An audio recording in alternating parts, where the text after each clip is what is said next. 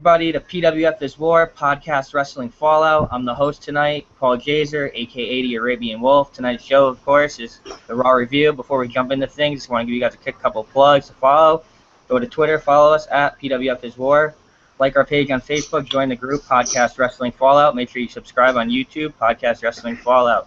I'm joined here today with my buddy Adam. We also got aka Doc Gallows in the house, and our new partner in crime, Mario.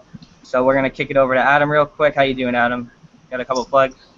Yeah, it's all good, man. Taking a back seat tonight, leaving you to host. It's backseat driver.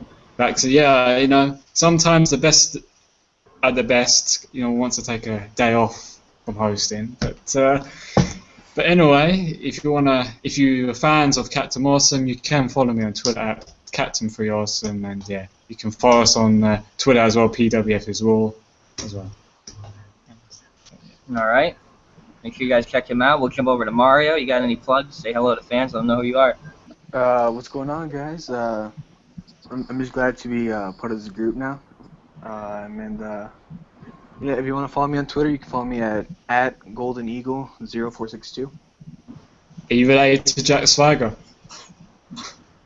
It's not the Swagger Soaring Eagle. No, that's a different gimmick. Oh, okay. Yeah, it's... We're going to kick it to Doc Gallows, a.k.a. the one Billy Gunn. Your partner Carl's not here tonight. No, Machine Gun Carl Anderson. But we got one half of him, so that'll do. Doc Gallows. You guys can follow me on Twitter at BreakWally, so yeah, just follow me on there. That's not your Twitter account. I thought it's Luke. That is my Twitter account. Is it? Well, you got a second Twitter account. Wrestler. You need to have more than one Twitter account. How's he going to keep up with all those fans with just one account? Come on. Yeah, that's true. Blowing up. He's got too many fans. Too many. All right. Before we go into the Raw review, everyone's been waiting. Don't forget, quick reminder for you guys, July 12th, 7 p.m. We have Thrasher on the show, one half of the infamous tag team, the Headbangers from the WWF. They worked through the Attitude Era prior to that.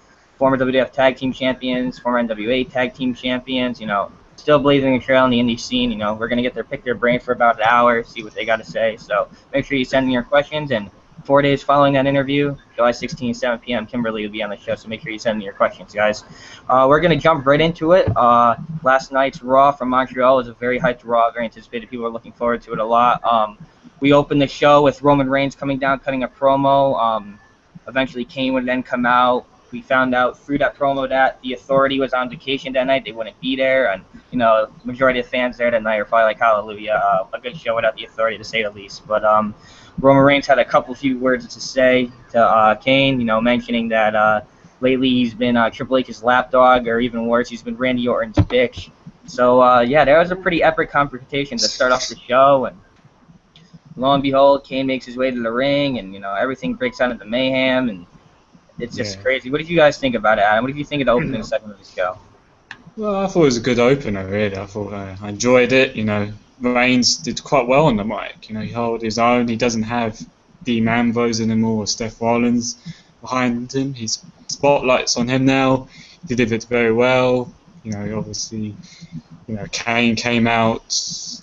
He was saying that, as you said, he's like, you're just like Triple H is lackey now, but no, you're Randy Orton's bitch now.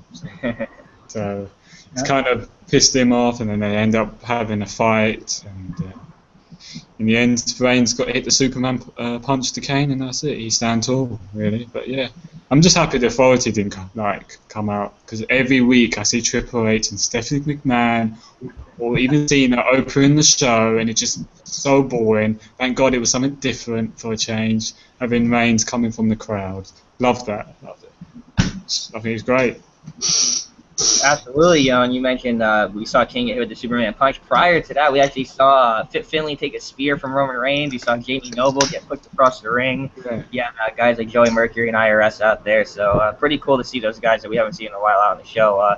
We'll kick it over to Mario. How did you feel about the opening segment? How do you think Reigns has been progressing on the mic and connecting with the crowd? And what's your overall feeling on it? I still think he's pretty green on the mic, but you can tell he's kind of getting used to it more and more every week. And he's connecting with the fans pretty well now. And the brawl was pretty good. I mean, for a starter for the show, something different, something new, something fresh. no authority tonight, so that's always a plus. And thumbs up to the segment. I agree. Yeah, that was definitely an asset to the show, and he is quite green on the mic, so I can agree. But despite that, there is a big connection between him and the crowd. So eventually, it'll play out for him. I want to add, just sorry to interrupt you. When he was on the mic, fans were saying Cena sucks, and he actually agreed with them. Yeah, I know Cena does suck. When Roman Reigns is here, you're damn right, Cena sucks. Yeah. That was awesome. So he does have that connection with the fans, so I think he's improving on the mic. So. He's rebellious. He has that rebellious characteristic in him that's just gonna make the fan. They're gonna gravitate toward him. It's just gonna happen. We're already seeing the connection now, and it's just gonna build over time. So, Billy, what do you think of it? Oh, that was a good opener. Roman Reigns is really improving on the mic like every week. I like the Raw cage and Roman had, and then the spear to Finley, because Finley apparently I look like he pushed Roman's face. You don't touch Roman in his face, he'll spear you. Yeah, I don't know why he did that. I don't understand. Finley should know better. Not to why would you touch a guy like that in his face? You know he's gonna fuck you up. I know he loves to fight, but that was the wrong time to do it. Sorry, Finley. You can't do it anymore. Leave it for for a guy his age, man, he went out there, he looked great, and he sold the spear. Sold it well, very well. He did. Give him that. He did. Just David Finley. Yeah. That was awesome. That was awesome to see. If you guys missed our interview with David Finley Jr., go check through the archives on YouTube and make sure you subscribe and check it out. It was a great interview. Any last thoughts in the opening segment, guys? Brief down, anything? I just found it was funny that he just pushed Jamie Noble aside and he didn't even come back in the ring. I don't know what happened to him. He just disappeared. Awesome. Yeah, he tossed him with ease. But all right. Any last thoughts before we move on to the opening match? No, that's about it. Just he's green on the mic, and he should just work on his mic skills. But he's doing pretty well so far. Yeah. All right, so we'll move on to the next match. It was Eric Rowan and Luke Harper versus the Usos. They've still been working somewhat with their theme and their entrance lately.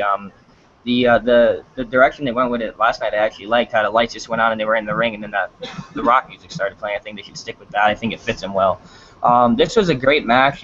These guys have great chemistry. Anybody else working together for this amount of time in this amount of matches, including house shows, it would get dragged out, it'd get boring, and nobody would want to see it anymore. But somehow these guys keep it refreshing week in and week out. So I'm a fan to see it. I'm always happy to see it. Personally, in my opinion, I think going into Battleground, I think the Wyatts have a good chance of dethroning the tag team champions and the Usos and taking the titles from them. So we're going to go ahead. We'll kick it over to Billy this time. We'll let you lead off. What did you think of the match? And what did you think of the outcome? Oh, the match was it was a really good match. These two teams always have good chemistry every time they get in the ring. They always impress me. I'm happy with the Wyatts winning because now they're probably going to win the tag team title at Battlegrounds. So I got to tell you, amazing effort by both teams, and I'd like to point out during that match, or just about right after it, the Young Bucks actually tweeted at the Usos saying we would tear it up with these guys, and they're the definition of a tag team. And that is a dream match, honestly, for me, in my opinion. I'd love to see that. But we'll go ahead. We'll jump to Adam. What did you think of the match? What did you think of the outcome? Going into Battleground, who do you think's going to win, maybe? As it stands, it kind of looks obvious it's going to be the Wyatt family, but you never know. Maybe the WWE swerve us and have the Usos win again against the Wyatt family, and then they might actually end up having another match at maybe at SummerSlam, and then the Wyatt family actually might beat the Usos. But I think it's going to be the Wyatt family anyway. But about the match itself, on Raw, it was really good match. I'm always looking forward to seeing Usos versus the Wyatt family. Always tear it up. It was quick pace. As you said, it's good chemistry they always have, and I always enjoy their matches. I don't care if they wrestle 10 times, 20 times, whatever. It's matches like those we appreciate, and this is awesome. Chant. I think they had a chant. This is awesome, maybe. But I enjoyed it, and. But I think the referee kind of bodged because one of the Usos, I think it was, I don't know, Jimmy, supposed to be, it was the legal man, but it was Jay who got the pin, and they got mixed up and kind of a bit of controversial. But hey, he's a former TNA referee. It happens. Bringing his resume on PWF Is War. But yeah, you know, right after the match, you know, he was saying, you know, I'm the legal man, he pinned the wrong Uso, and I don't know, I'm pretty sure that was on purpose to take away a little bit of legitimacy from the Wyatts winning. So when you go into Battleground, you know, there's still that it factor of, you know, it could be them, ooh, who's gonna win? Yeah. So that's what I think that they're going with there. So it's gonna be an even matchup going in. They're gonna keep it like that until one or the other finally loses or wins. But yeah, we'll jump to Derek. What do you think about the opening match of this show? What do you think about the outcome?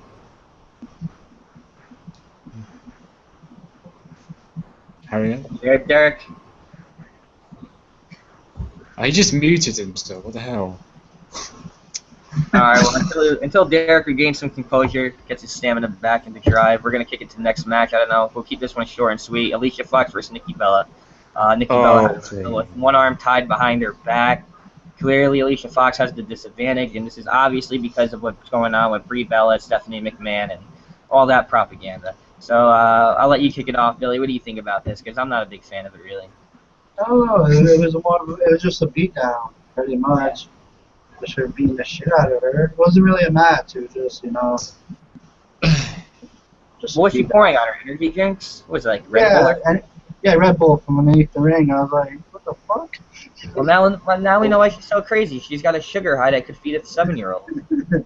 Yeah. She's stone cold, damn it. She's a stone cold female. She loves taking those sodas out, don't she? Her act is stone cold. Yeah. It's not going anywhere. Nah. What do you think about that? I still like her. Yeah. As you said, it wasn't a wrestling match. I kind of took a break. I just thought this was just ridiculous. I mean, what is it, a one-hand match behind her back kind of match? I don't really like those type of matches. I don't care who it is, but it's kind of like, you know, authority just powering, because, you know, Brie Bella got fired and that's her sister. She's going to have to deal with the consequences and just beat the hell out of her until she quits. Maybe. Doubt that's going to happen. But, I gotta tell you, you know, Nikki Bella, she's decent in the ring. I wouldn't call her anything more than that, to be completely honest. She's progressed a little bit here and there, but nothing extraordinary. Alicia Fox is someone that is a great wrestler in the ring. She's a good technician. She has good flow, and she knows what she's doing when she's in there. Good work rate.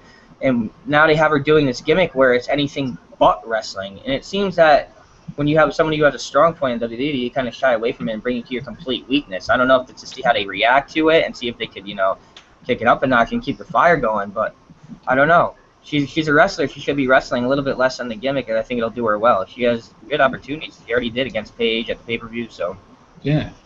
I'm not a fan of what's going on. It was all to punish Nikki Bella in the long run, and we're eventually going to get to see either Nikki versus Stephanie for Brie's job or vice versa. So that's what it's eventually going to build to, and I'm not really worried about it. I guess we have Mario still locked up, so... Oh, no, I'm back. Sorry about that. You there, man? What are your thoughts on the Alicia Fox-Nikki Bella match, where she had her hand tied behind her back by referee Jason Ayers? To be honest, it was pretty useless. You know, it was a waste of time. They could have put like another 5-minute match out there instead of them, or just like a little backstage segment for them instead of just doing this in the ring. But it's still Alicia Fox. You know, she's really talented in the ring. She can go.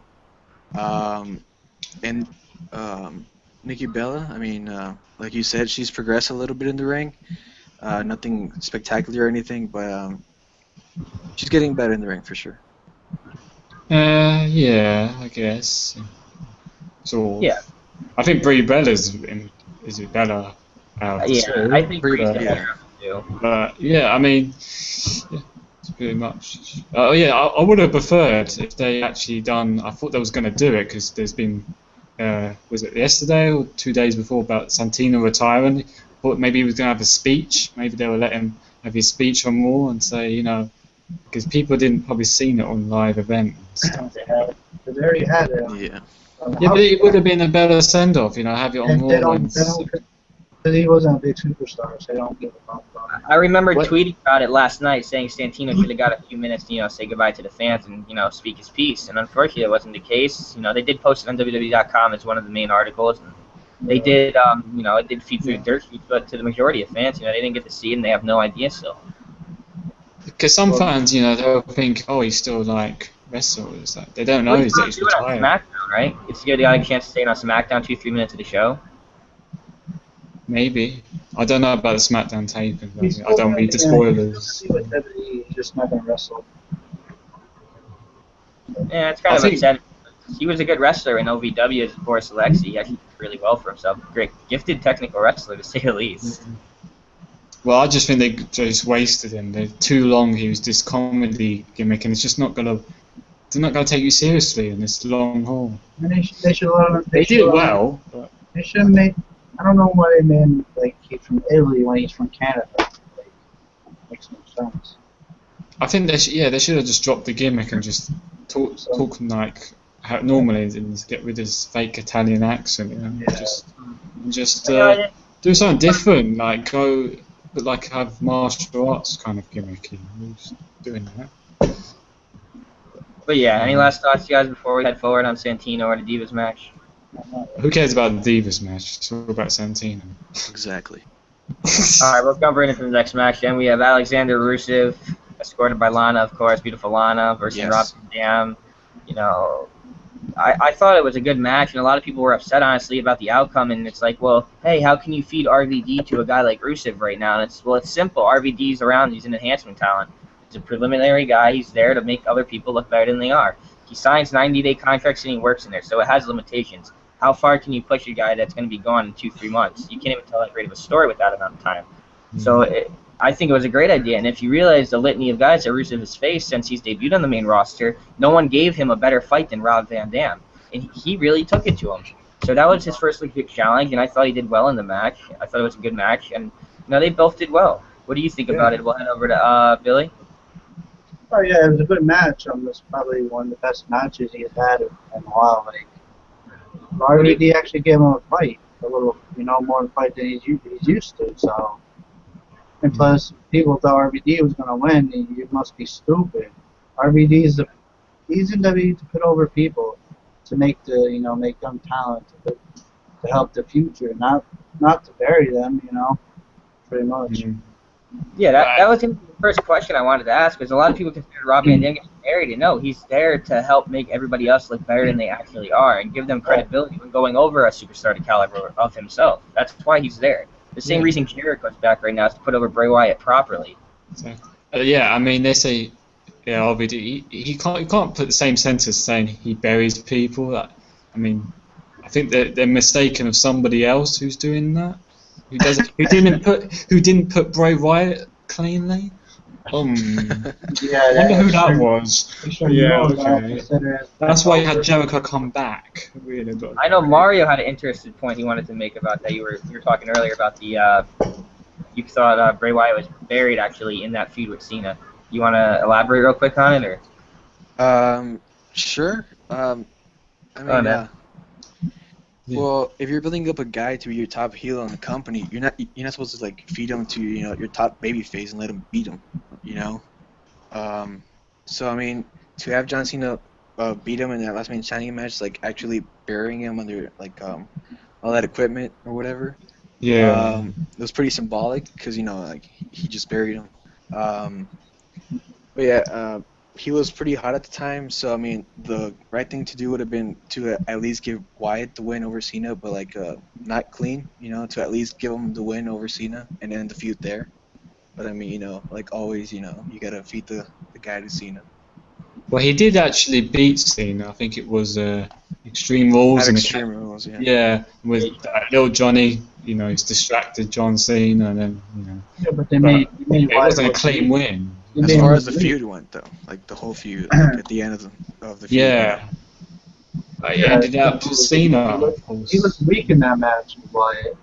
Yeah. Yeah, they build Bray Wyatt and the whole Wyatt family in general. They build them weak as hell in that match because not only did they interfere, they were literally part of the match, the whole entire match, helping Bray, and Cena overcame those odds, all three, the Wyatt family on his own. Shit. Why don't they make it a fucking 3-on-1 match? So did the WrestleMania. So, same thing. I thought they could. Do I have a problem with Bray Wyatt not going over? Not as much as most people do. You got to remember, when he was feuding with Cena, it was his 9th, 10th, and 11th month in the or 9th and 10th month in the company. He just marked a year today, so he hasn't been on the main roster that long. Is what I'm referring to before, but he hasn't been on the main roster that long. So for him to be in a feud, a major feud with the top guy in the company of the last 10, 12 years, and that just speaks volumes for how much they consider him to be the next guy. So in due time, he will go over Cena. This time next year, he's going to be unstoppable. I guarantee it. So don't let what happened now hinder what happen in the future. Bray Wyatt has a very bright outlook, and he has opportunities are just going to come flying and pouring into him.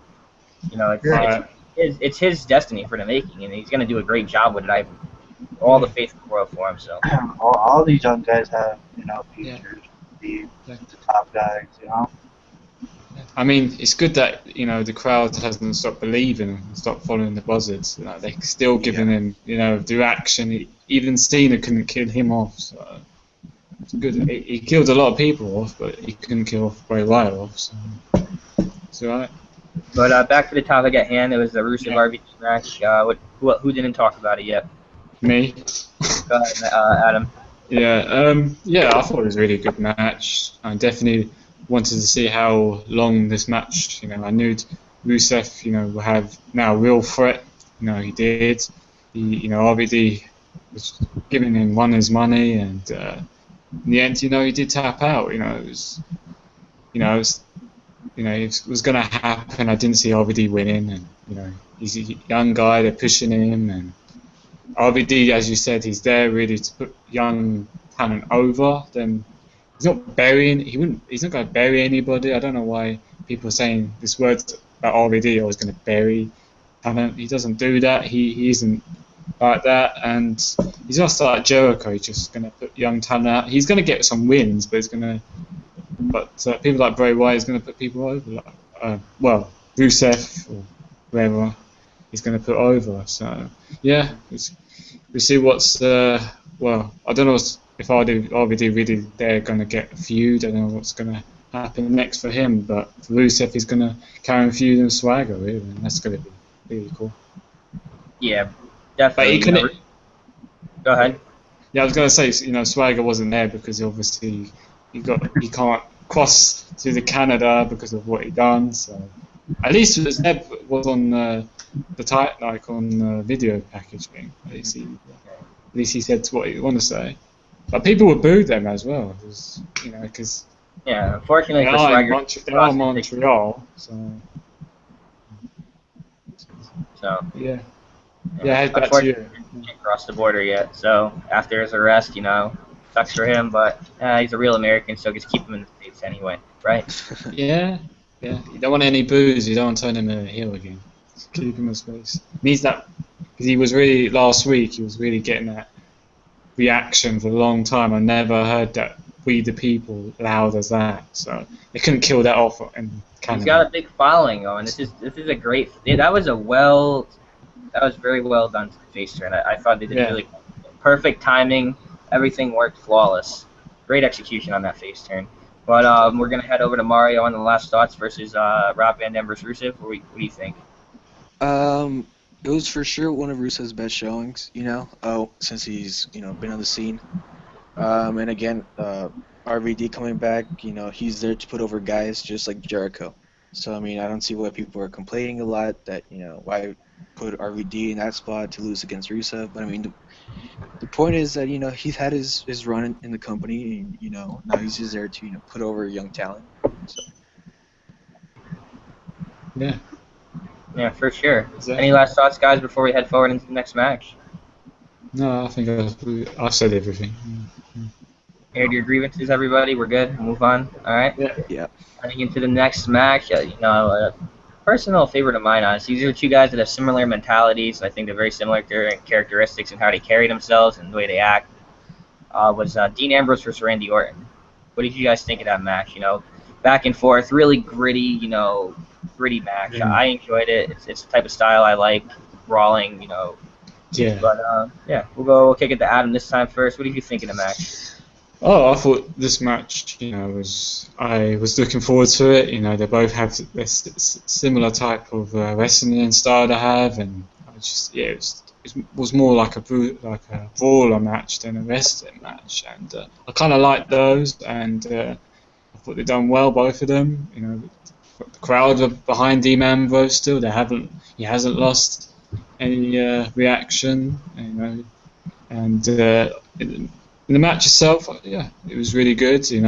I'm looking forward to when they actually have like a feud, and when they cut promo to promo, I'll see how good that would be. That would be really cool. But sad to see Ambrose lost to Orton. The RKO come out of nowhere. But because I know why they did it, because they have to make Orton look strong heading into Battleground. I guess I can see why they did it, but still, it doesn't hurt Ambrose. Ambrose will be fighting back. It's crazy. So yeah, that's it pretty much. Yeah, I definitely agree with most of that. Ambrose. I don't have a problem with Ambrose losing. Orton needs to look strong going to the pay-per-view Battleground. He's in the main event for the title. He's arguably the top heel in the company, and Dean Ambrose was injured. He had a messed up shoulder, so Orton going over it's not going to hurt him in any way, shape, or form. It's not going to hinder his growth in the future. Exactly. It makes plenty of sense to me with the injured shoulder, him going into the main event. So it's understandable, no doubt about it. We'll head over to Mario. What do you think? I really enjoyed the match. It was pretty crisp, and that brawling style too. So it had a little bit of everything in there. The only thing that ruined the match for me was that botch that Dean Ambrose or Randy Orton did when Ambrose came off the top rope, when he just landed on his feet, and Orton he just turned around and drop kicked him. It looked pretty. I don't know I don't know if he was trying to get his his knees, his leg down, or yeah, I don't know. I think it might have been a botched, or It looked to me like it was. Orton looked confused. Yeah, Orton looked confused. It looked like Orton messed that one up, just like the last time with Kofi. Hey, even the best, even guys like Orton, they mess up. To me, it looked like Ambrose was going for the double axe handle, and Orton was supposed to turn around and kick him, or at least drop kick him. Yeah. That's not what happened, and it looked really silly. But any last thoughts, Mario? Yeah, that's it. You good? Yep. All right, brother. Thank you. Head to Billy. Yeah, it was a really good match between those two. The brawl inside was kind of cool to see them two brawl out in the match.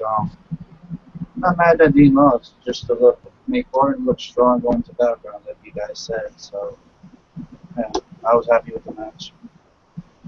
Yeah.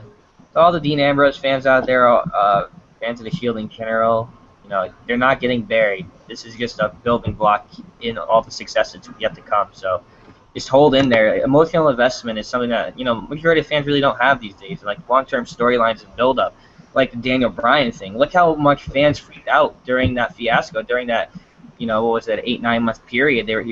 He's getting buried. They were flipping out. No, that was a long-term storyline that drew everybody in so much, and it hit its climax at WrestleMania 30 when he won the title. Unfortunately, he's not here to defend it today, but that's irrelevant. That was a long-term storyline that was very successful, in my opinion, and they handled it well. These fans are not used to that. That's why. They don't understand the word burial or long-time storylines. Yeah. They're waiting for everything to unfold in one Monday Night Raw, and then they want a pay-per-view, and then they want a Monday Night Raw and a pay. It's like you got to start being short-sighted. See what you got this night and what they're building to, and then you'll have an idea what's going to come. They want it to happen too fast. That's the problem, and then they get mad when it doesn't. I think it's a lot better when it's long. I'm a fan of long storylines and short ones, because short ones are, that's it. What's going to happen next? Just like with Seth Rollins. How you do it? Just like with Seth Rollins, people think he's going to lose the briefcase. He's not. No. Yeah, it does depend on the guys the wrestlers who's involved. This isn't Mr. Kennedy. He will catch his briefcase. Yeah, he will, I guarantee. The unknown Money in the Bank winner, Mr. Kennedy. Oh, Anderson. Guy.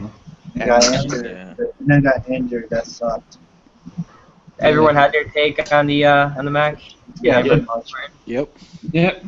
They had good chemistry together. I wouldn't mind seeing them feud in the future or keep this going now on the side. So we'll head into the next match. Was Dolph Ziggler versus Alberto Del Rio. We had Fandango on commentary, of course. I thought he actually did really well on commentary. He had me laughing. He kept his composure well. He was very professional. I thought he did well with it. What do you guys think? What do you think of the match with Fandango's commentary skills? We'll head to Billy. Oh, okay. I was going to say me first. Go ahead, Adam. You can go first. No. You said Billy now. It's too late. Well, let England go first, considering they were knocked out of the World Cup first. Oh, yeah. You have to dig that up. Oh. Yeah. Well, USA still out anyway. So. You didn't last very long either, so. Well, he did. We're a little longer. I don't give a fuck. Our team sucks. USA's trash in soccer. I don't give a fuck. I hate soccer anyway, so any Me insult. too. I don't care. Everybody talks about soccer. I'm like, ooh, yay. It's football, not soccer. The only thing cool about soccer is the Olay chant. That's about it. But yeah, go ahead. What's your take on it? Sorry to bug you about the soccer. Yeah, well, it was a good match. You had Fandango on commentary. He really made me laugh a lot. I mean, I was like, damn, this guy is really good at what he does, and I thought just sitting back and relaxing, thinking with that, that accent he has, and I don't know.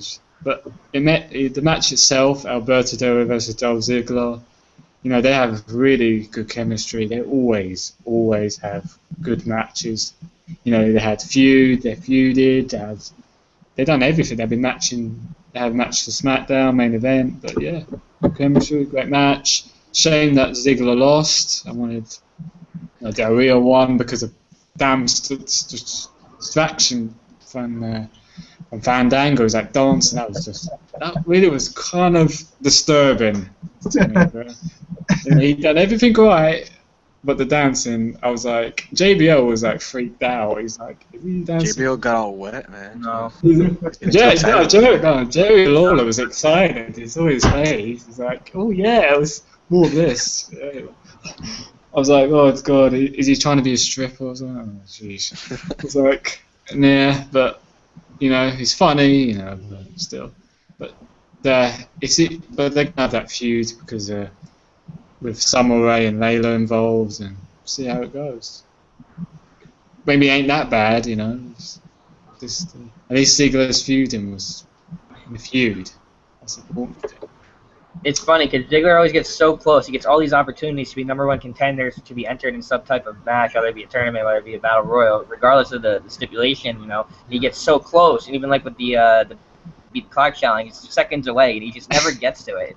It's so aggravating for Dolph Ziggler fans. And trust me, I feel your pain. I'm a big fan of his. It's so depressing sometimes, even demoralizing to a talent. But he has a good head on his shoulder, so he doesn't let it get to him. He knows eventually he'll be back up there.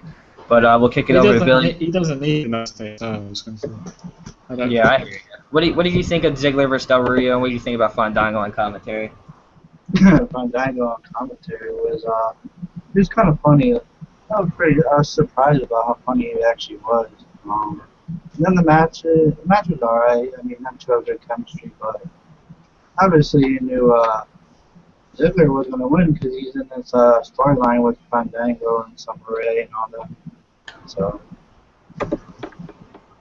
Yeah, no doubt. Well, we'll head over to Mario. What's your take on it? First things first, I hate the Fandango gimmick.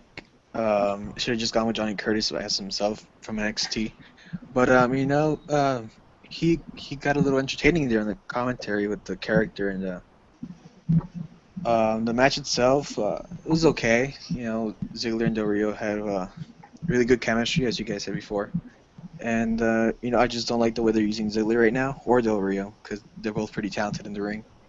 And the finish, the distraction. I mean, I don't really care for the whole storyline with Summer Rae and Layla. Just a waste of time, in my opinion. But overall, it was an okay segment. Yeah, I could agree. I thought the match was actually good. These guys work together a lot. They know each other like the back of their hands. So when they get in the ring, they flow well. I thought it was a good match. Fandango did really impress me on commentary. He was a funny guy. He's, played his part well. And for a guy that got stuck with a shitty gimmick, it does appeal to the fans to a certain extent. And given he is a talented wrestler, most people don't know that he is athletic. And the Johnny Curtis gimmick was probably a little better. I don't know if it would have appealed to the main roster like it does. For example, Adam Rose in NXT and Adam Rose in the main roster, the appeal is completely different. But Yeah, it's different environment. the way I like Johnny Curtis, I like Fandango. I like him as a wrestler in general, regardless of the gimmick. And the distraction at the end with Fandango dancing on a table. I honestly don't mind for this feud because it's not similar to when we had like Santino Fandango. It's not like that. This is Dolph Ziggler and Fandango, and these are two athletic guys, and they're going to be given the time to go out there and own their skills, own the craft, and we're going to get exciting full matches out of these guys. And I'm all for it to see Dolph Ziggler and Fandango getting to wrestle, full matches on TV and pay-per-view. At least it's on Regardless of the TV. Summer Rae angle, I don't care about that. I want to see Fandango versus Ziggler and see the best of both of them. And they're going to bring it out in each other. True that. Or maybe you're gonna have like Dolph Ziggler and Summer Rae now together as like a picture they did with Triple H and Shawn Michaels, that pose, and so But, I think it's going to be quite interesting actually. It would be. It will be. I wouldn't mind seeing it at all. I think it'll be funny too. Something But, fresh, something different. Before we jump into this, I did forget to mention the backstage segment between John Cena and Roman Reigns. You guys want to go into detail about that, or just the whole face-to-face thing in general was pretty riveting to say the least. You could tell he's the next guy to take Cena's stool. So.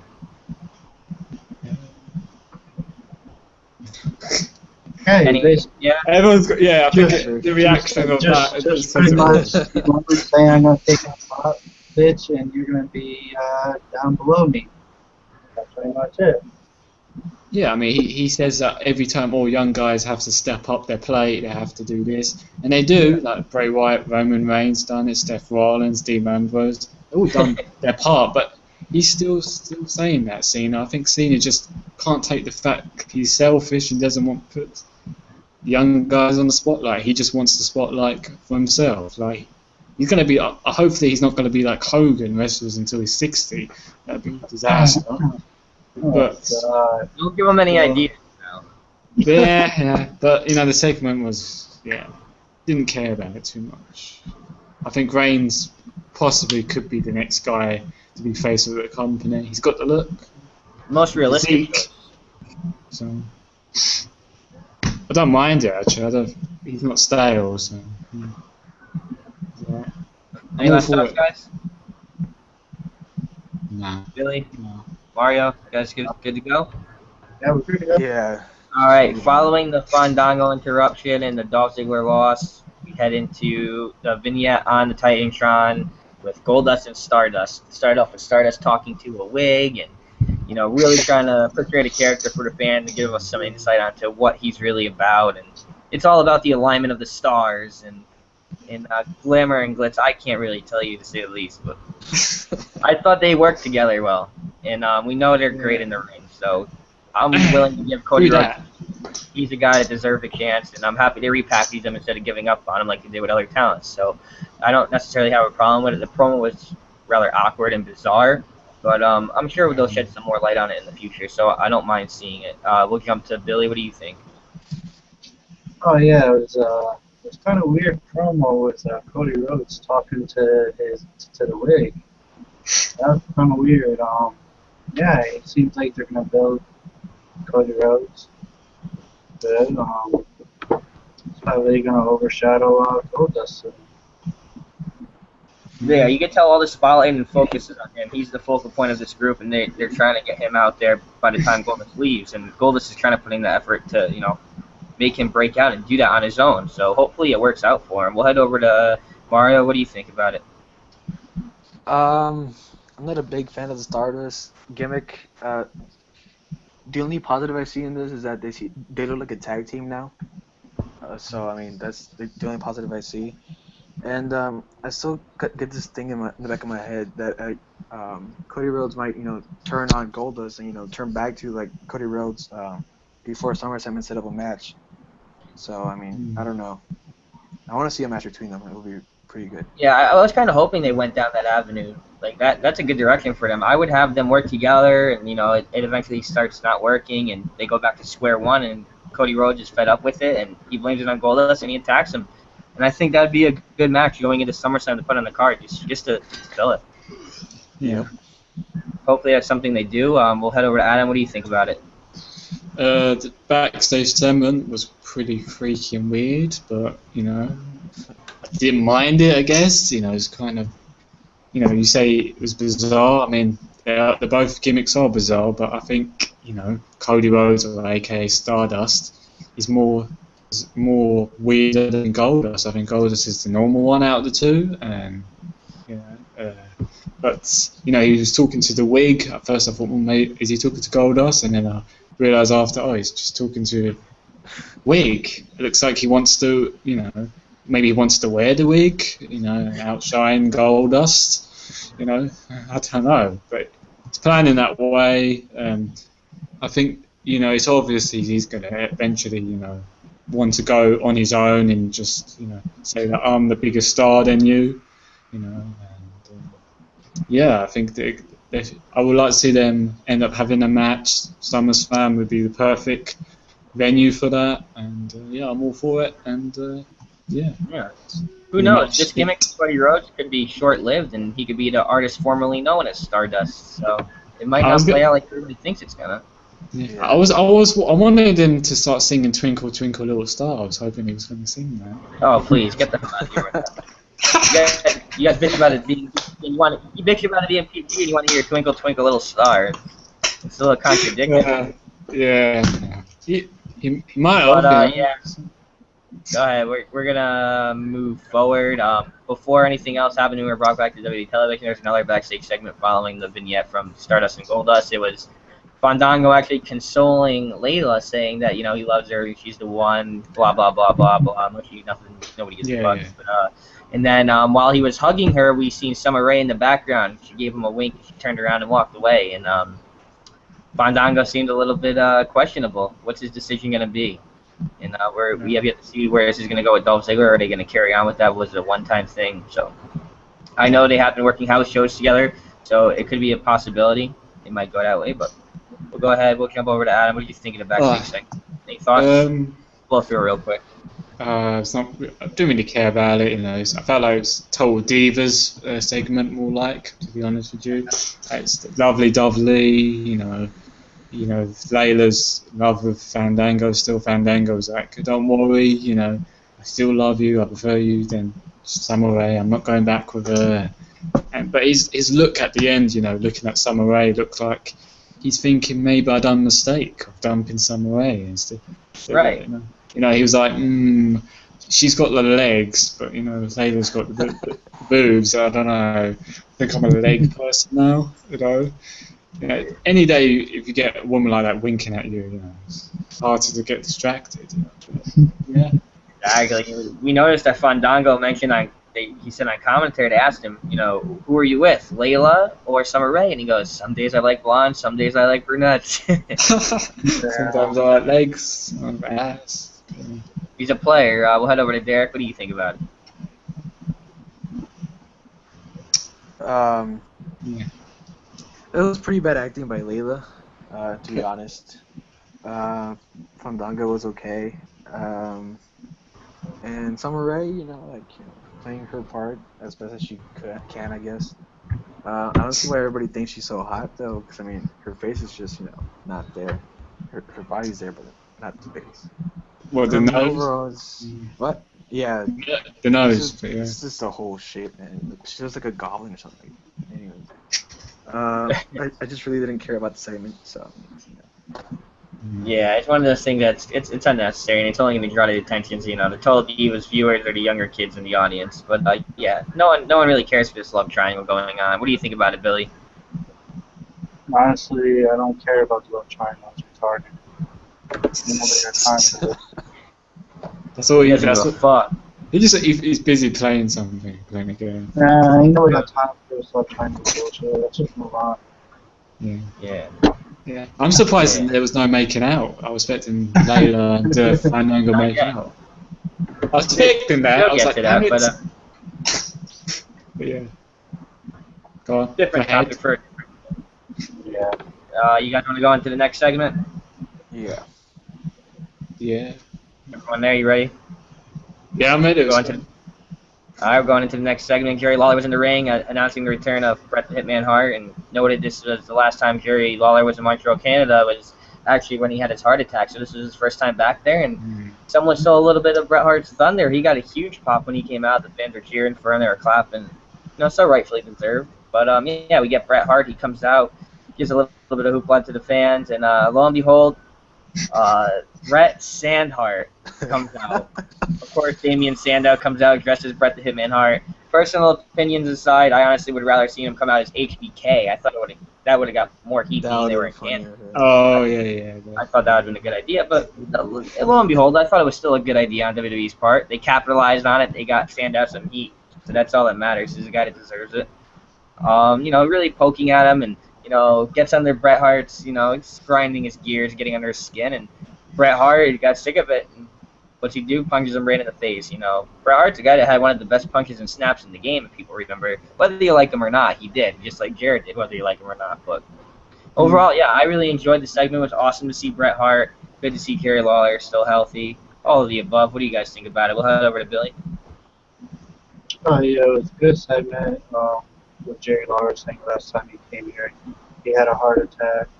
And then you got Damien Sandow coming out as Bret Hart. That was kind of funny.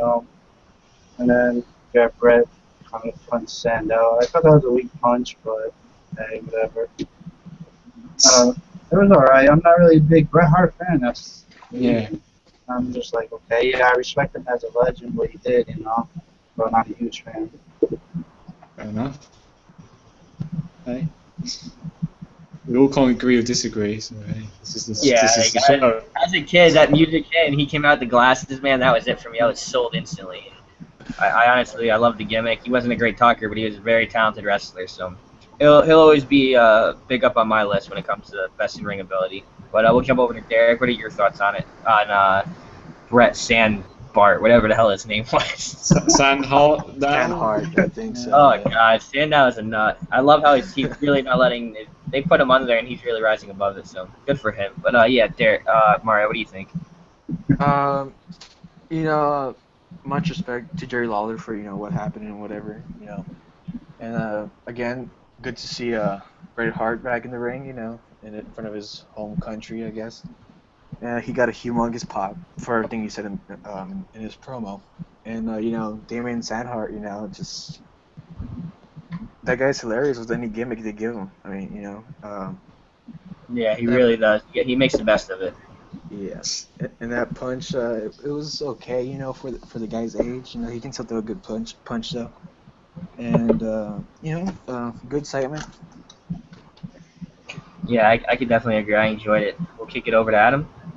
Yeah, I mean, Jerry Lawler, last time he was in Canada, he had a heart attack and he died. But thanks to, the doctors in Canada, they helped him, and he's still alive today. He got really the biggest pop I've heard for a long time. There's chanting Jerry, so I never hear that much. And about Bret Hart, returning, Montreal, he was going to get that pop. He was great, He doesn't really smile. He's not the type of guy who smiles a lot, but I'm sure he's still happy inside. Great, it was, great segment. And then Bret Hart's theme came out, and then Damien Hart Sandow came out. I was like, I was laughing. I was like, oh wait, oh, okay. Is it Bret Hart's lost long brother or something? I don't know. But yeah, I mean, he had the wig of same as Bret. It's grey, but yeah, funny. He got some heat out of it. The crowd was booing as hell. He played it really well. I laughed every time. He's talking about the screw job and yeah, exactly. And he said he was like the best there is and best there was and the best ever will be. But he ended up, he said he wasn't the best talker, and then he ended up giving him a punch in the face. It was okay punch, it was decent. Got him to, and then he said that I'm the best. He maybe not the best talker, but he showed that he's the best fist. Mm-hmm. Yeah, he got a pop, and I enjoyed it actually. It was a good segment. But I do feel one hand sorry for Sandow, because I think he should be, for his talent, he should be he deserves a lot better. But he's playing well with his gimmicks. hopefully down the line he will get in a serious streak and they'll push him better. That's it. Yeah, for what he's doing now, it's okay. You know, he's making the best of what he has, and he'll get propelled back up into that upper mid card status eventually. I don't have a problem with him doing this for the moment. He's doing well with it, honestly, so it works. Yeah. But following that, Bret Hart eventually ended up walking away, and we heard Sheamus' music hit. It ended up being Sheamus versus Damien Sandow, complete squash match. Hits him with the quarters, 1, 2, 3. It's over. I don't have anything to say on this. You guys got any care to take on it? When you said Sheamus, then I just lost interest. I just yawned. Next, move along. Next, please. Yeah, that wasn't even a match. I was just like, really? Whatever. All right, we're gonna jump in. Unless Mario, you have anything to say? I'm just gonna defend Sheamus here, because I mean. Right, yeah, I hear you, man. We're all the same. No comment all around. All right, we're gonna jump into the Miz versus Chris Jericho. What do you guys think about this match? I thought they did well with it. We know he worked the house show prior, the night before, 2 nights before. They actually did it on live TV on Raw last night. So this was his second time being back in the ring. And for how long he's been out, it's been about a year. I think he did well. Good motion, good flow, great placing in the ring. Good ring psychology on both of them. They're both actually been out of the ring. So both their parts, I thought they did well with it. We'll jump over to Billy. What do you think of the match, and how excited is it that Chris Jericho's finally back? It's kind of awesome because I actually saw him return last week, so I got to see the great return last week. But lucky you. But the match was good. They both look like they haven't lost it. They still got it. You know, Jericho still got it. He still can do what he did when he left. All the moves, War with Jericho, all that. But overall, the match was really good. I enjoyed it. I would like to see him go more time. Absolutely, absolutely. Happy to see him back. Fortunate enough, you got to see him return. I think that's completely awesome. The forthcoming of YPJ. Yeah. We'll jump over to Mario. What do you think of Chris Jericho returning? What do you think about this side feud going on with the Miz before I build up to Bray Wyatt?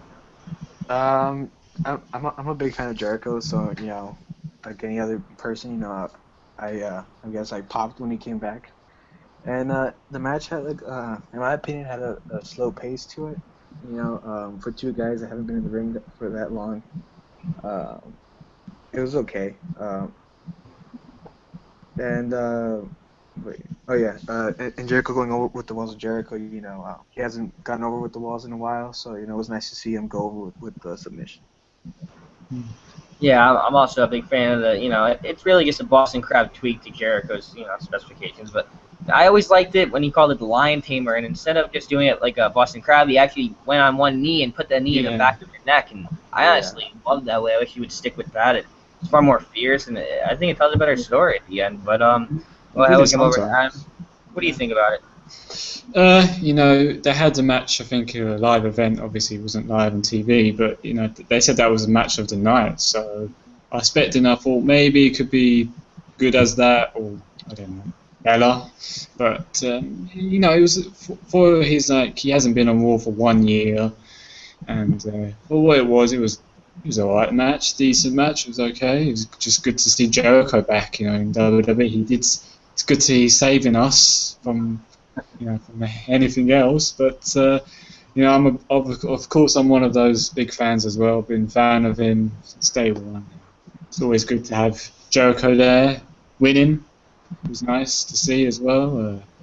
Didn't have to use the code breaker. He made me tapped out like a bitch, which is fine. Loved it. Yeah, as you said, the Lion Attainers I think is much better than the Walls of Jericho, but still, I like both submission moves. And yeah, I can't wait with the Bray Wyatt feud with Jericho and the match as well. It's very interesting to see how, you know, Chris Jericho's going to rebel against Bray Wyatt, because, you know, Jericho's faced guys, you know, he's fought some fights in his day, but no one really the caliber of Bray Wyatt. Completely different, unorthodox character, and no one, even to this day, it's been a year on the main roster, and people still don't understand him. So I'm really interested to see how Chris Jericho is going to fire back at him through the weeks building up to their match. They just announced Jericho versus Bray at Battlegrounds. Wow, they're really gonna kick it off at Battleground. Oh, that early? I thought it was gonna be SummerSlam. But okay. Yeah. I was honestly expecting them to do Miz versus Jericho at Battleground. Again. Summer. Yeah. I don't mind this. This is actually. I'm not sure about it because I'm not really. I thought last year's Battleground was terrible, and I don't know. I'm not sure if it's. I would. It was terrible. I don't want it in that pay-per-view. I prefer SummerSlam. Last year's WWE product wasn't that great. Like, it was terrible. Yeah, that's true. There's a lot of factors that played into last year's. That's why. But hey, it might end up being a really good match. So. Maybe the match. I think it will be. It's complete opposites, and opposites attract sometimes. So hopefully, instead of repelling each other, they draw each other in, and they work well. And Jericho is one guy who's considered arguably one of the best ever trash talkers and one of the best talkers in general on the microphone. And Bray Wyatt's a guy who, given he does write promos, they are scripted. He writes them himself though, and he's arguably one of the most consistent promos of all time. The guy hasn't had a bad promo yet, so going back and forth, it's definitely gonna be interesting to see how it plays out. Yeah, we'll head in. I wonder. I was going to say. Can you hear me? What? Go ahead. Yeah, I was going to say one last thing about the Miz, and I wonder what's now after this, with Jericho. I wonder. What? Shut up. I was just saying that what's going to happen next with the Miz now. I don't know who's going to. Yeah. Be doing it. I mean, he can't just come back doing movies. What is he going to do? So. I don't know. Who cares about the Miz? But yeah. I like him as a heel. I think he's decent. I I don't mind seeing Miz on TV, but I don't know. I'm never Miz fan. I just don't care. we did see after the Miz versus Chris Jericho match. Of course, Chris Jericho was the winner, and Bray Wyatt appeared on the Titantron after the match and pretty much mocking Jericho, telling him, how can you save an entire universe when you can't even save yourself? And they went on, and eventually it led to Jericho saying, "Will you please shut the hell up, quiet, Wyatt." Yeah. He was fed up with them, and he had enough. And he's getting out of the ring. He said, "How about I come up there and kick your ass right now?" He, climbs out of the ring, starts walking up towards the ramp, and lights go out, come back on. He's got Rowan and Harper on each side of his shoulders. So nothing much really happens. Wyatt's just egging him, saying, "Come on, come on, come on." He's got Harper and Rowan backing him up, and they just do the little mini vignette for the Wyatts, and it goes to commercial break. Any thoughts on that brief altercation between the two? No. I'll jump to Adam. Yeah, and it was kind of short. I enjoyed it though. Every time Bray Wyatt's on the mic, it's always going to be special. And even short, he said that Jericho to save them, and he can't even save himself, which was pretty priceless. It was good, and Jericho said, "Shut up," classic Jericho, and he wanted to beat the hell out of Bray Wyatt, gone out of the ring, and then the lights gone off, I think, and then it comes on again, and then you have Luke Harper and Eric Rowan beside him, having his back up, and they just had to stare down really in the end. And so, yeah, and the Raw was really good. Yeah. Can't wait to their match, pretty much. So, headed back to Paul. Let's go and walk about. Great timing. Way we move. Unless. Go ahead. You got your take out on that? Yeah, I had my take. Yeah. Thanks for listening. Thank you. I heard everything you had to say. I was in the background. Sorry, I had to grab something really quick, get settled. That's I'm good. trying to multitask over here. It's not easy, but I'm hanging in there. We'll head over to Mario. It did what it did. It set up the match and whatnot. I'm excited to see their match at Battleground, and hopefully they have a second match at SummerSlam with some type of stipulation to the match or something, maybe a steel cage or something like that. So I'm pretty excited to see the match. Yeah. All right. We'll head over to Billy. Oh yeah, it was. I enjoyed the promo between them two. Jericho telling Bray Wyatt, "Can you please shut the hell up?" That was just classic right there. That's really what I liked about that promo. Bray's good on the mic too. It's just another thing where Jericho's going to properly put him over, and they're going to work well together, and they're going to bring out the best in each other. And when you're a wrestling fan, you can't really ask for anything more than that. Any last thoughts before we head forward into the next match? Not really. I think we said everything, and Clear the air, aired your grievances. Heading into the next match, we had Cameron and Naomi, the former fucking Dactyls, facing Divas champion AJ and Paige, and somewhat of a sign of solidarity between AJ Lee and Paige.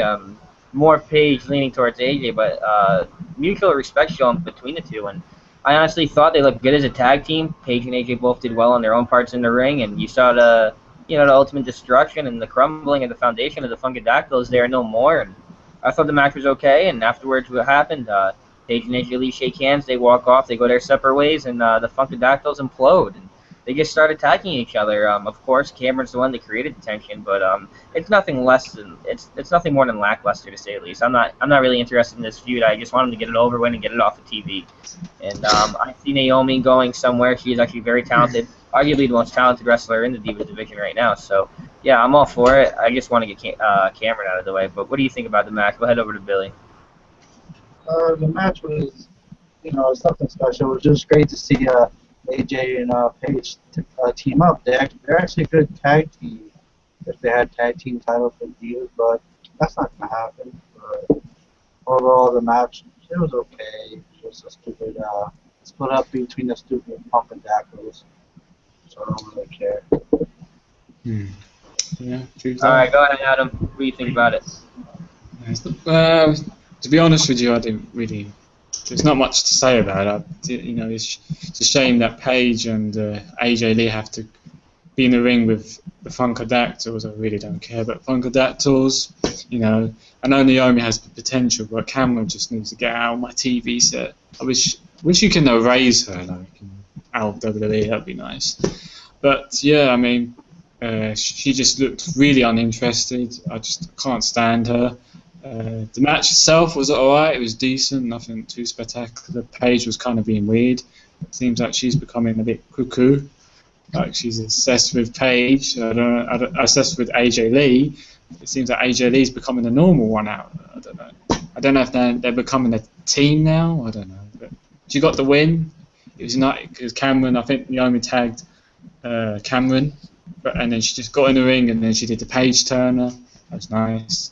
Got the win, and then after the breakup, after 2 years, finally it's ended. Nobody really cared. It was probably the worst, probably kind of a crap split up, but I didn't really care.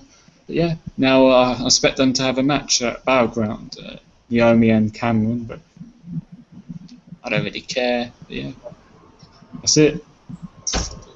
All right, we'll head over to Mario. The match was okay for a Divas match. The finish to the match, of course, Paige getting a win over Cameron, and the little fight where they had after the match was like a complete waste of time. It was pretty quiet in the arena. Like it was like whatever. And of course, we're gonna see AJ Lee and Paige. Glorious. Yeah. Go ahead. But yeah, AJ and Paige, with the little feud going on for the title, I'm pretty excited to see multiple matches with them. Long matches, please. 10 minutes at the least, please. So, yeah. I'm pretty excited for the feud with AJ and Paige, but not for the Funkadactyls, All right, yeah, I'm curious to see it too. I wonder. Everyone's speculating that it's gonna be Paige to turn heel, and I think it's gonna be AJ's gonna turn heel again. Who knows what's gonna happen? She seemed like a face have more last to a week, heel diva than they do a face diva, so. Doesn't really matter to me. Yeah, but in on that. You're taking on that, Bill? Yeah, I already said my take. Anybody else got anything to say before we head on? Adam, you want to say something real quick? I just felt it was sloppy when they did that turn, and when Cameron just was slapping and pushing. It was kind of weak. But yeah, I agree. Could have been better. They're ripping out weaves. It looked like something you would see on WorldStar.com. But very PG. Different story, different day. We're gonna head into the next match. Eventually, we ended up seeing Cena and Rollins in the backstage segment. You guys care to elaborate on that? You want to go into detail, or you want to just go right past it? It's pretty speaks for itself what happened. Yeah, There's nothing really to say about it. Pretty much.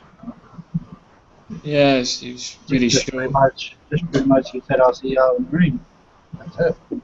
They pretty much agreed to disagree in that backstage segment, and you can see the passion in Rollins' eyes, and you can see Cena's not going to back down. And I honestly thought, well, we'll talk about that later, but they did have a good match later on in the show. We're going to go into the next match, which is Cesaro versus Kofi Kingston, and this match didn't really go too far, but we'll kick it to Billy first. What do you think about it, Cesaro versus Kofi?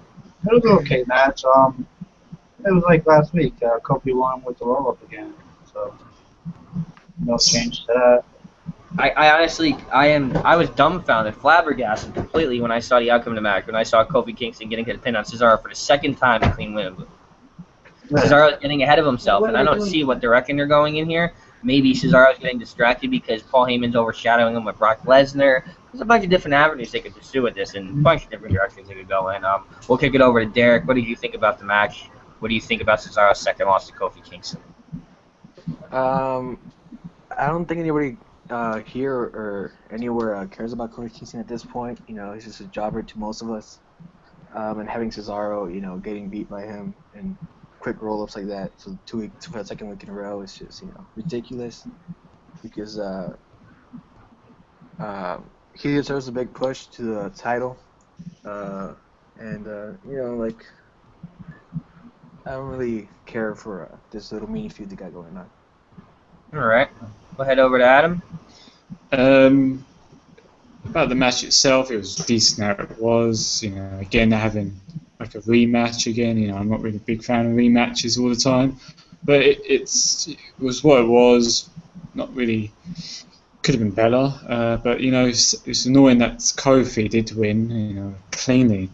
The roll up, the same thing. The roll up. I was like, come on. I mean, Cesaro losing now twice to Kofi, kind of now. I think it has made him a little bit, you know, it will give him a little bit effect on him. But I mean, after, he just beat the hell out of Kofi again, just kind of mad. But I don't know what's Kofi's position with WWE. I don't know what they're going to do with him. I said it many times, change it up, turn him heel, take a risk. If it doesn't work out, well, go back to what he was doing, I guess. I don't know. But Cesaro, you know, kind of surprised with how they're doing him now, because he had that big win at WrestleMania, and then he's now obviously with Paul Heyman. You know, I don't know what's going to happen. Maybe he's going to walk out as the IC champion at Battleground. I think he's one of the favourites, but I don't know. But losing Kofi wasn't the right way. And then after that, the match, you had Big E kind of helped Kofi because he's his brother or something, apparently, or whatever. You know, Big E being there, didn't really care about him. He's just there, I don't know. But, He's not going to go too far. He's got the Martin Luther King gimmick. He's got the motivational speaker thing. And there's only room for one guy in the roster, and Bo Dallas is that motivational speaker. But we're going to see what's going to happen with it. Yeah. Who wants to go next? Anybody care to elaborate on it? Cesaro, Kofi Kingston, or do we get it? Everyone's good? Headed to the next segment. We all know Big E ran down. He made the save for Kofi Kingston, and it wasn't much that I'm concerned about. Big E's kind of drifting into a pool of guys that are yet to be cared for. You know, very repetitive to say the least. I was never a fan of him. But we're gonna go into the next segment. Next match, to be exact, with El Torito versus Bo Dallas. What did you guys think about that? The Bolt work. It was awesome. Oh my god. The streak lived on. The Bolt work. A lot of good things going on there. I think Bo Dallas is starting to get a grip on what he needs to do to get somewhat of a reaction from the fans. It doesn't have to be negative or positive. As long as there's a reaction, it means you're doing something right, and he's on the right path. He's 22 years old. He has potential. He's smooth in the ring. Like it or not, he's going to do things. He's not Adam Rose. He's not a complete flop of a character. So, but his belly's flopping. Go ahead. I hear Billy groaning and moaning in the background, waiting to pick up Bo Dallas. So we'll get to Billy. Billy's going to go mad and shoot on him right now. Billy is a believer. Don't let him fool you. What happened? TVShow.com, week in and week out. What are we talking about? Billy buys believer wristbands week in and week out on WWE. No. I'll burn Bo Dallas' shirts. I'm burning him. You're just mad because he's got long hair and you don't. No, I don't care about his hair. He looks like a fucking Down syndrome kid. Come on. If you go on Billy's YouTube channel, you'll see Billy when Bo Dallas debuted. Bo Dallas won his match, and you will see Billy recording a video of himself doing a victory lap around his house for Bo Dallas. That's why when his match came on, I left the room. He was doing a victory lap before the match even came on. He's that excited. God, no. God, no, not do that. Yeah. But we'll head over to Mari. What do you think about the match, and what do you think about Bo Dallas as a character in general? I like Bo Dallas. You know, he's a good troll. He is. He's like a John Cena kind of gimmick. You know, he's just trolling Cena, which I love. It's awesome. But you know, putting him in this little, I guess, feud you could call it with El Torito, completely useless to me. I get it was just like a segment to take up time for the next match. And I mean, I could care less for it, you know, to be honest. Yeah, that's how I felt. It's different. I think that's why people can't get a firm grasp on it. It's still new with everybody, and you know, from NXT to now, he's excelled definitely, in my opinion. And it's a little bit different when he's on the main roster. But go ahead, Adam. Yeah, he's just got to appeal to a larger audience, and I think he'll do okay. Go ahead, Adam. No, now I've discussed Bo Dallas. Lovely. Yeah, I mean, the match. Yes, it's becoming the Bo Dallas show now. But anyway, the match itself didn't really. It was okay, and I didn't really care about. You know, Bo attacked Diego, whatever his name is, and then he got in the ring and just ended up, I think, like a clothesline, and then he done his finisher bulldog. I don't know how he even did it, but he did it, and yeah, I mean, it looks like he's feuding with maybe at the moment Los Moladores, or maybe it's a one-time off thing, but I don't really care. And he did his victory lap, you know, yay, and he did his. That's it. And I like how he's like when he runs, he's like his flubber, his stomach's like giggling. coming out. It's very disturbing. Oh, yeah. It is. It's very disturbing. It's like, dude, just try to lose it. Like I don't know what his wife feeding him now, because he's married now. So I don't know how anyone can marry someone like that. Time will tell. Time will tell for him. The guy that people continue to understand him. I think the best word to describe him, like Mario said, is a troll. That's the best way to describe him. But moving forward, right before we. Yeah. No, I think he does do okay with it, and there's more to come. So I'll sit back and relax. You know, it's free television at the end of the day, and people forget about that. But right before we break the commercial, we come back, and it was a preview actually on WWE Network. This week it's actually free, guys. No credit card needed, no strings attached, like Michael Cole said. You sign in with your email. You got the WWE Network. Some fans might not have heard of it, so go to WWE.com, sign up for the network. You get a free week. But of course, they aired the preview for the Monday Night Wars coming in August, so I know everyone's excited about that. And heading after that, we go into our final match, which is John Cena versus Seth Rollins, WWE World Heavyweight Champion versus Mr. Money in the Bank. So, you know, I was honestly excited to see this, and I honestly thought it was a good match on both men's parts. For the majority of it, yes, Seth Rollins did dictate the pace, and he was whispering to Cena where to be and where to spot, but it still worked out for them. There was no botches. They told a good story. It worked out.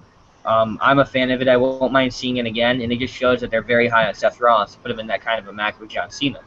The mayhem that broke out in the end, we'll go over that once we come back to me, but we'll just jump right into it. Billy, what do you think of the match itself? I like the match. It was really good, you know.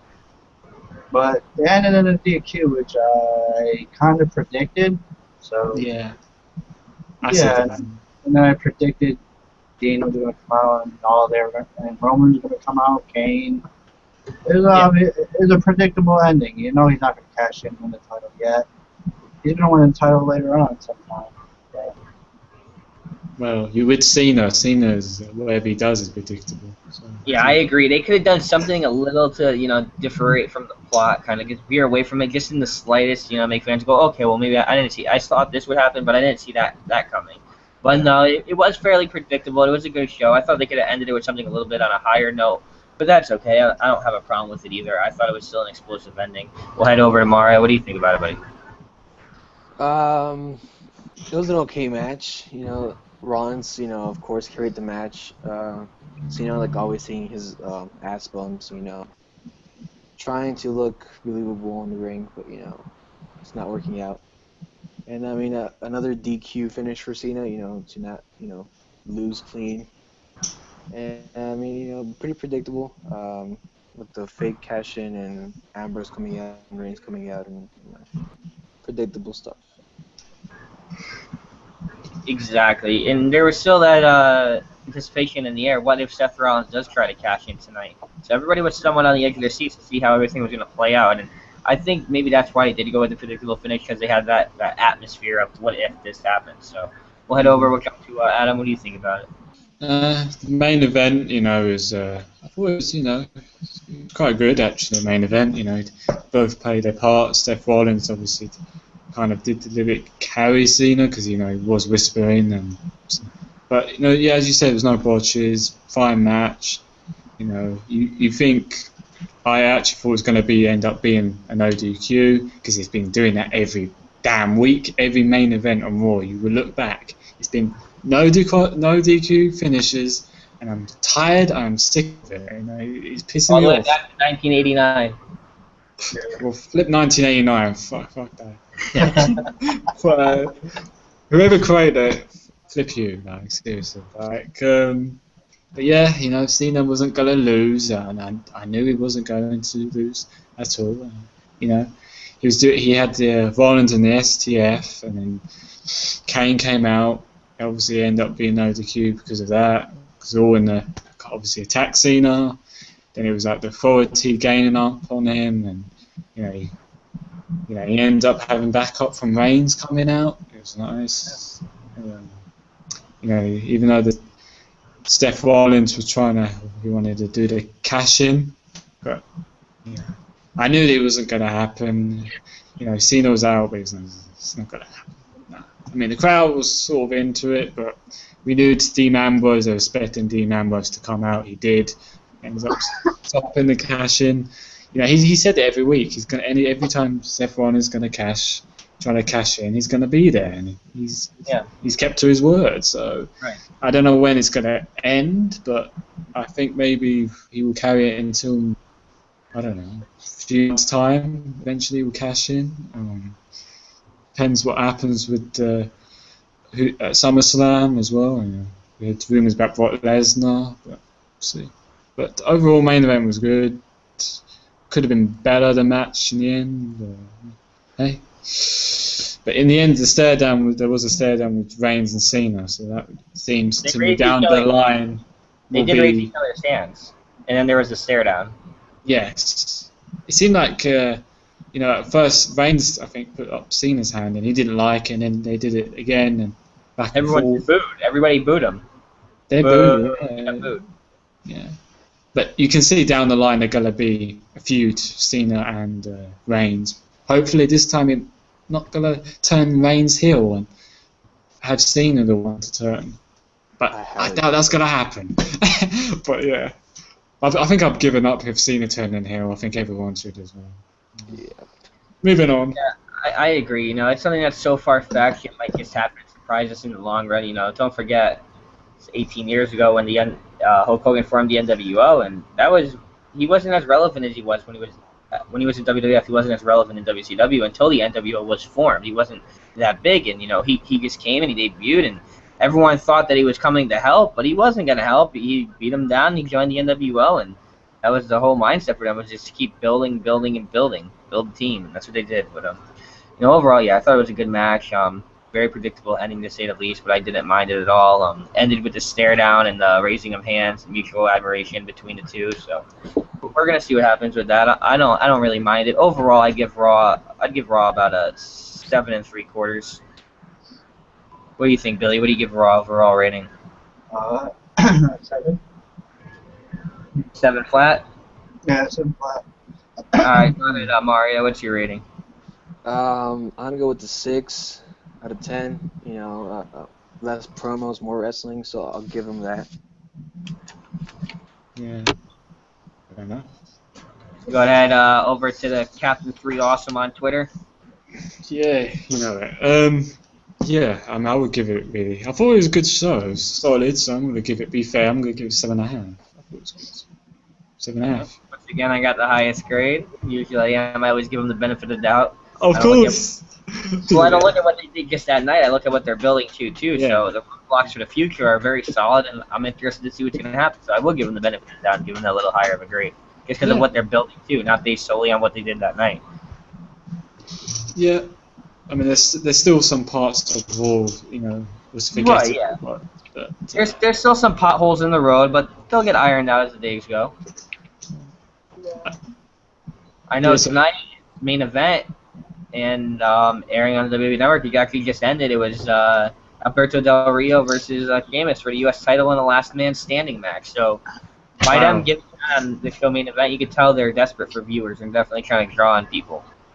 The last man standing match for the United States title. That's a long time since that ever happened. Can't remember it's ever been. We wouldn't even see that on a regular Raw. Don't forget, they're not trying to draw people to the main event. The network is free this month. Or this week, I'm sorry. So they're trying to, showcase what they can do and what it's worth.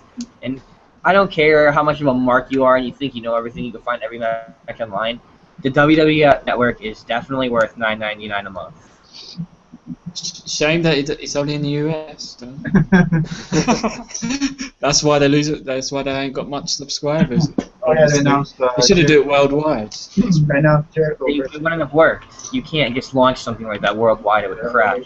Yeah, but eventually they could have done it. Like, No, they are launching it worldwide. they could do it in some Europe countries and.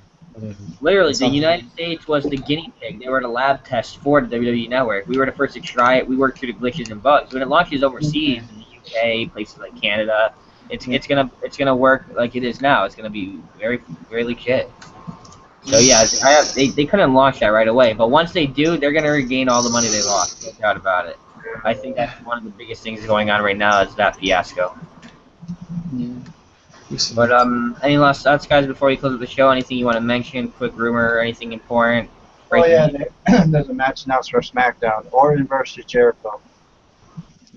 Orton versus Jericho, and we also have Rusev versus Reigns that was announced on Raw. Yeah, that's looking good. Yeah, that's looking really good. SmackDown could be even could be better than Raw this week. We don't know. It has the opportunity.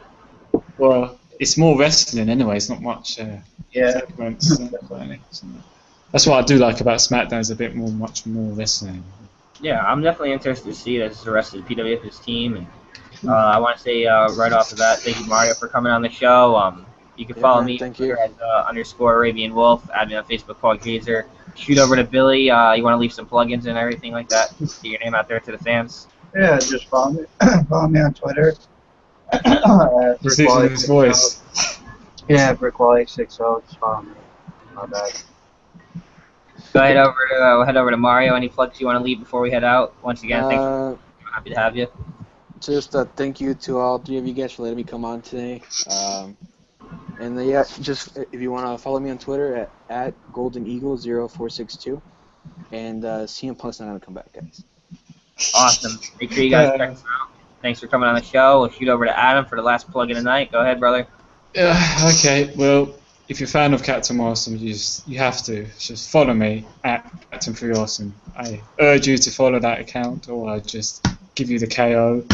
But the last thought is Sting coming. Yeah, maybe his season coming on Monday. So get forward for that, or maybe he's just trolling. That's what I have to say. Yeah, you never know. But once again, quick reminder. I know you hate it. I feel like Michael Cole plugged into the WWE app, but don't forget. Don't forget. 4 days from tonight. Don't forget, guys. Don't forget.